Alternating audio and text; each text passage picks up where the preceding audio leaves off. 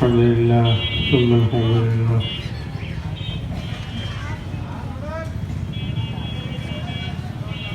বুখারী শরীফের শেষ হাদিসটি পড়া হলো। আপনারা পড়লেন, আমি শুনেছি।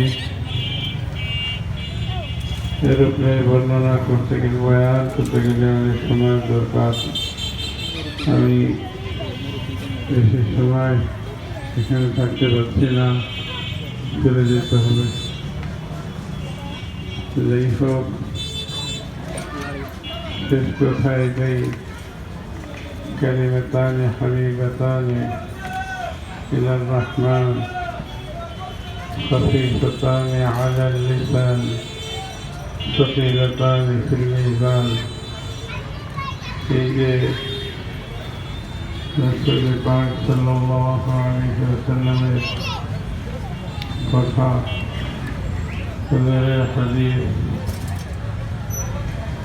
এইগুলো আল্লাহ রাব্বুল আলামিন উম্মতে মুহাম্মাদিয়াকে তোহফা দিয়েছেন, যে অল্প আমলে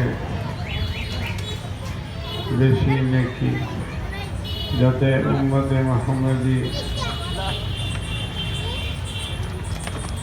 কাল হাশরের ময়দানে তাদের আমলের নেক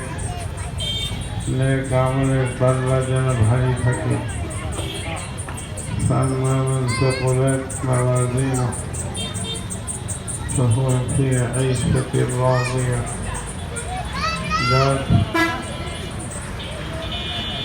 নেকির পাল্লা ভারী থাকবে সে জান্নাতি হবে, আর বিপরীত হলে তার ঠিকানা ভিন্ন জায়গায় হবে।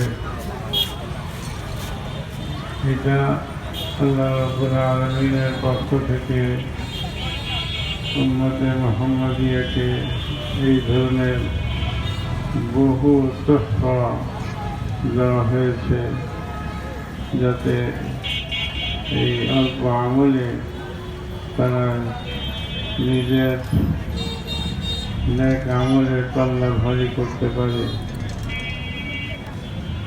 এই জন্য আল্লাহর শুকর আদায় করা দরকার। আল্লাহ রাব্বুল আলামিন আমাদেরকে হুজুরের এই হাদিসের সঙ্গে লেগে থাকার সারা জিন্দেগি। আপনারা ইলমে দ্বীন শিখেছেন, এখন এই ক্লাস শেষ হওয়ার পরে বর্তমান সরকারিভাবে এটাকে মাস্টার্সের মর্যাদা দেওয়া হয়েছে, মাস্টার্সের মান দেওয়া হয়েছে। এটা তেমন একটা বড় শুভ সংবাদ নয়।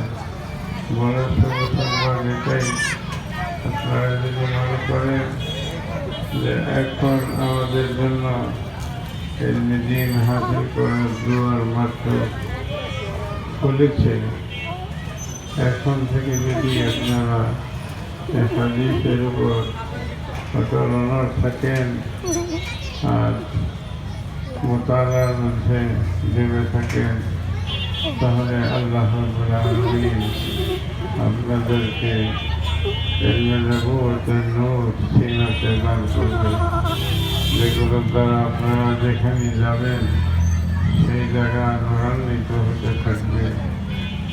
হুজুর পাক সাল্লাল্লাহু আলাইহি ওয়াসাল্লামের নবুওয়াতের নূর দ্বারা নূরান্বিত হবে, হেদায়েতের আলো মানুষ পাবে, হেদায়েতের দিকে